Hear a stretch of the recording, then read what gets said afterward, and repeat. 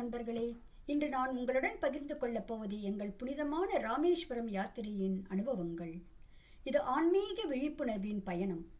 இது நமது பாரம்பரிய மரபுகளின் பயணம். ஏப்ரல் 14ஆம் தேதி 2025ஆம் ஆண்டு தமிழர்களின் புத்தாண்டு தினத்தில் எங்கள் பயணம் தொடங்கியது. இந்த நாள் நூற்றாண்டுகளாக தமிழர்கள் கொண்டாடி வரும் சித்திரை மாதத்தின் முதல் நாள். இந்த நாளில் புதிய காரியங்களை தொடங்குவது மங்களகரமானதாக கருதப்படுகிறது. எங்களது ஆன்மீக பயணமும் இந்த புனித நாளில் தொடங்கியது. சென்னை எக்மோர் ரயில் நிலையத்தில் எங்கள் உறவினர்களின் 4 குடும்பமும் கூடினோம். ராமேஸ்வரம் எக்ஸ்பிரஸ் ரயில் மாலை 5:40 மணிக்கு புறப்பட்டது. ரயிலேறும் அந்த கணத்திலேயே எங்கள் மனதில் ஆன்மீக பரவசம் ஆரம்பமாகிவிட்டது. ரயில் பயணத்தில் எங்களோடு வந்த மற்ற யாத்திரிகர்களையும் சந்தித்தோம். இதுதான் யாத்திரையின் அழகு.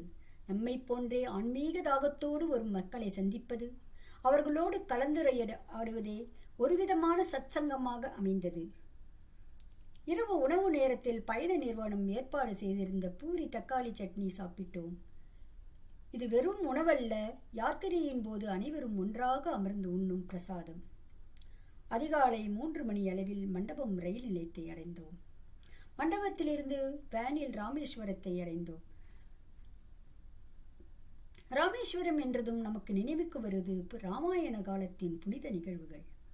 இந்த பூமிதான் ஸ்ரீராமர் இலங்கைக்கு செல்ல சேதுபந்தனம் நிர்மாணித்த இடம். ஹனுமனும் சுக்ரீவனும் அங்கதனும் ராமநாம ஜபம் செய்து கற்களை கடலில் மிதக்க வைத்து பாலம் கட்டிய புண்ணிய பூமி இது. கோயிலுக்கு அருகில் உள்ள ஹோட்டலில் எங்கள் தங்குமிடம் ஏற்பாடு செய்யப்பட்டிருந்தது. காலை கடன்களை முடித்து சூடான காப்பி அறிந்து புத்துணர்ச்சி பெற்றோம். கோயிலுக்கு சென்று ஸ்படிகலிங்க தரிசனத்திற்காக நாங்கள் நீண்ட வரிசையில் நின்றோம். கோயிலின் முதல் உள் தாழ்வாரத்தில் நுழையும் பொழுது பக்தர்களின் கண்களில் ஒளி வீசும் அந்த புனித தருணம் தொடங்குகிறது. இங்கு அனைவரும் ஆழ்ந்த பக்தியுடன் வணங்குவது வெண்மையான துல்லியமாக பிரகாசிக்கும் ஸ்படிகலிங்கம். அந்த ஸ்படிகலிங்கம் தரிசனம் பொதுவான தரிசனம் அல்ல. அதிகாலை நேரங்களில் மட்டும், அதாவது காலை 5 மணி முதல் 6 மணி வரை வழங்கப்படுகிறது. அந்த நேரத்தில் மங்களமான தீப ஒளியில் புனித மந்திரங்களின் ஓசையில் தரிசனம் செய்வது பக்தர்களின் உள்ளத்தை குளிரச் செய்யும் அரிய அனுபவமாகும். ஆதிசங்கரர் தாமே நிறுவிய ஸ்ரீசக்கரம், சேதுபீடம் மற்றும் ஸ்படிகலிங்கம் இது இன்று வரை பக்தர்களின் ஆன்மீக வாழ்வில் ஒளிவிளக்காக திகழ்கிறது. தற்போது உள்ள புதிய ஸ்படிகலிங்கம் 36வது சங்கராச்சாரியாராக விளங்கிய ஜெகத்குரு ஸ்ரீ ஸ்ரீ பாரதி தீர்த்த மகா சுவாமிகளால் ஸ்ருங்கேரி சாரதாபீடத்திலிருந்து அர்ப்பணிக்கப்பட்டது. அது 2021ஆம் ஆண்டு பிப்ரவரியில் நிகழ்ந்த வரலாற்று சிறப்புமிக்க நிகழ்வு. இன்று அங்கே தரிசனம் செய்யும் ஒவ்வொரு பக்தரும் ஆன்மீகத்தின் ஆழத்தை உணர்ந்து அந்த புனித தருணத்தை தங்கள் இதயத்தில் என்றும் நிலைத்து வைக்கும் அனுபவத்தை பெற்றுச் செல்லுகின்றனர். ஸ்படிகலிங்கத்தின் தரிசனத்திற்கு பிறகு கோயிலின் பிரம்மாண்டமான பிரகாரங்களில் நடந்தோம். ராமநாத சுவாமி கோயில் உலகின் நீளமான கோயில் பிரகாரங்களை கொண்டது.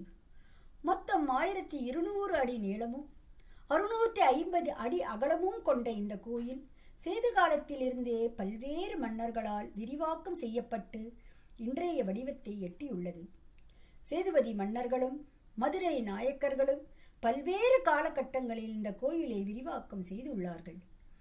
கோயிலின் தூண்களில் செதுக்கப்பட்டுள்ள இராமாயண காட்சிகள் ஒவ்வொன்றும் சிற்பக்கலையின் உச்சம். கோயிலிலிருந்து சங்கல்பம் செய்ய சாத்திரிகள் வீட்டிற்கு சென்றோம். சங்கல்பம் என்பது நாம் ஏன் இந்த யாத்திரையை மேற்கொள்கிறோம் என்பதை தெய்வத்திற்கு தெரிவிக்கும் ஆன்மீக சங்கல்பம். நமது குல, கோத்திரம், நட்சத்திரம், ராசி ஆகியவற்றோடு நமது பிரார்த்தனையை தெரிவித்தோம். இது வெறும் சடங்கல்ல, இது நம் முன்னோர்கள் நமக்காக வகுத்த ஆன்மீக நெறிமுறை. அதன் பின் அக்னி தீர்த்தத்திற்கு சென்றோம். இது ராமேஸ்வரத்தின் புனித கடற்கரை. இங்கேதான் ஸ்ரீராமர் இலங்கை வெற்றிக்கு பிறகு புண்ணிய நீராடல் செய்தார் என்று கூறப்படுகிறது. கங்கை, யமுனை, சரஸ்வதி, நர்மதை, காவேரி, கோதாவரி என எல்லா புண்ணிய நதிகளும் இங்கே வந்து கலந்ததாக புராணங்கள் கூறுகின்றன. இந்த புனித கடலில் நீராடினோம். கடலின் அலைகள் எங்கள் பாவங்களை கழுவிக்கொண்டு செல்வதாக உணர்ந்தோம். மேலும் நாங்கள் இந்த புனித மணலை எடுத்து ஒரு பையில் வைத்தோம். இந்த மணல் பின்னல் காசி யாத்திரையில் பிரயாக்ராஜ் திரிவேணி சங்கமத்தில் கலக்கப்படும். நாங்கள் கோயில் வளாகத்தில் உள்ள தீர்த்தங்களிலும் புனித நீராட மீண்டும் கோயிலுக்கு சென்றோம். 22 தீர்த்தங்கள், அவற்றில் நீராடினோம். இந்த 22 தீர்த்தங்களில் ஒவ்வொன்றும் வெவ்வேறு தெய்வங்களின் அருளை தரும் தன்மை உடையது. யமுனை தீர்த்தம், கயா தீர்த்தம், கங்கை தீர்த்தம் என ஒவ்வொன்றிலும் நீராடுவது பல புண்ணிய கஷேத்திரங்களில் நீராடிய பலனை தரும். இந்த தீர்த்தங்கள் பக்தர்களுக்கு சுத்திகரிப்பு, குணப்படுத்துதல் மற்றும் ஆன்மீக நன்மைகளை கொண்டிருப்பதாக நம்பப்படுகிறது. ஹோட்டலுக்கு சென்று ஈரமான ஆடைகளை மாற்றி பாரம்பரிய உடையணிந்து மீண்டும் சாஸ்திரிகள் வீட்டிற்கு ஸ்ராத்த கர்மத்திற்காக சென்றோம். இந்த பித்ரு ஸ்ராத்தம் நமது முன்னோர்களுக்காக செய்யும் கர்மம். இந்த கர்மம் நமது 3 தலைமுறை முன்னோர்களின் ஆன்மா சாந்தியடைய உதவும். அவர்களின் ஆசீர்வாதம் நமக்கும் நம் சந்ததிகளுக்கும் கிடைக்கும். இது வெறும் மூட நம்பிக்கை அல்ல, இது நமது சனாதன தர்மத்தின் அடிப்படை கோட்பாடு. சேகரித்த புனித மலரை 3 பாகங்களாக பிரித்து பூஜை செய்தோம்.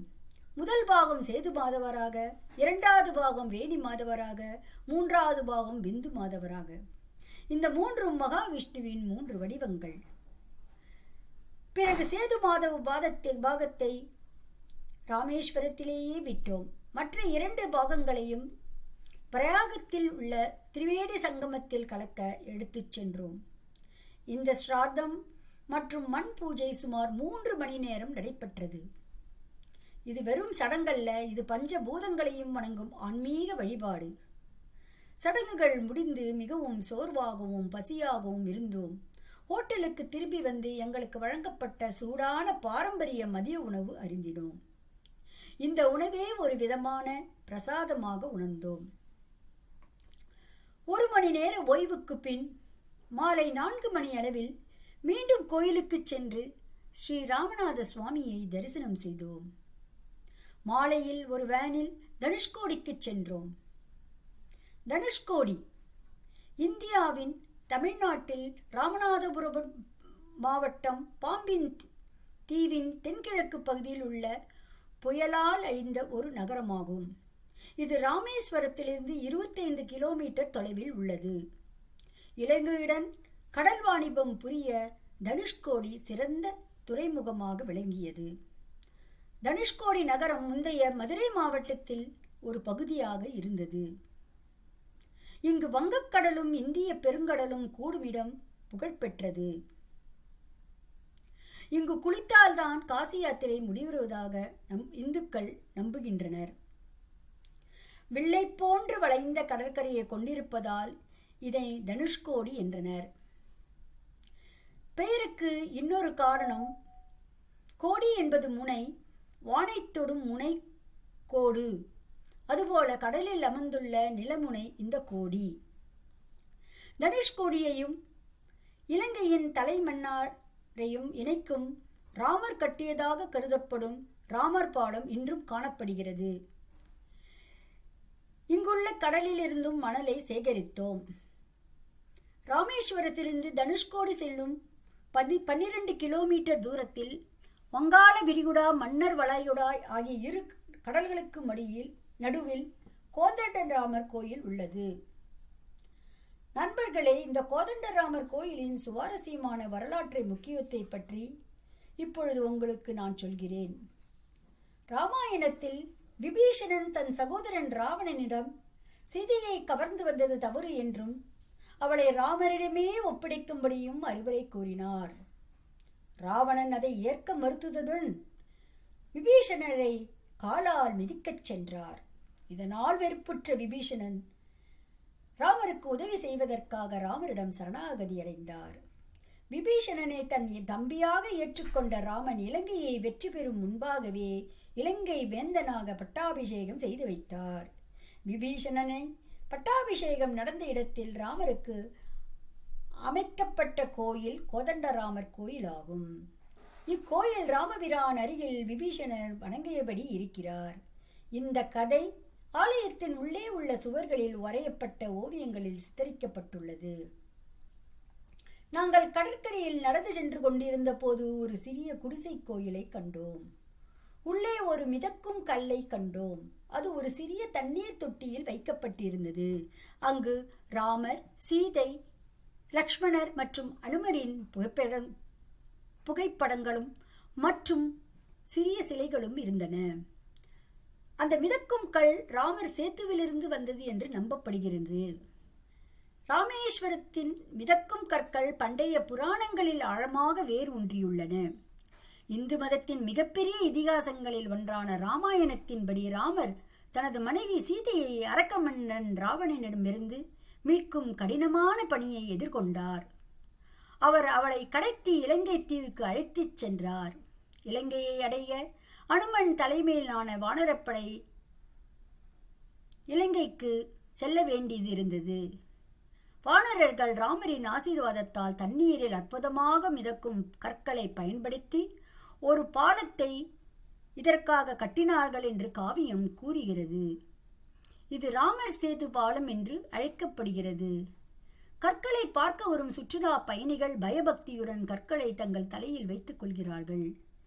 மிதக்கும் கற்களை பார்த்த பிறகு மாலை 7 மணி அளவில் சென்னை செல்லும் ரயிலில் ஏற மண்டபம் ரயில் நிலையத்திற்கு சென்றோம்.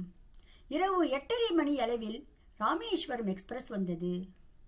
அடுத்த நாள் காலை ஏப்ரல் 16 அன்று சென்னை எக்மோரை அடைந்தோம். அங்கிருந்து தனித்தனி கார்களில் எங்கள் வீடுகளுக்கு சென்றோம். இவ்வாறு ஒரு நாள் ராமேஸ்வரம் யாத்திரை வெற்றிகரமாக முடிந்தது. இதுதான் யாத்திரையின் முதற் பாகம். சேகரித்த புனித மலையிலே எங்கள் பூஜை அறையில் காசி யாத்திரை தொடங்கும் வரை பத்திரமாக வைத்திருந்தோம். ராமேஸ்வரத்தின் மணலை காசிக்கு கொண்டு சென்று கங்கையில் கலப்பது இது தான் பாரம்பரிய முறை.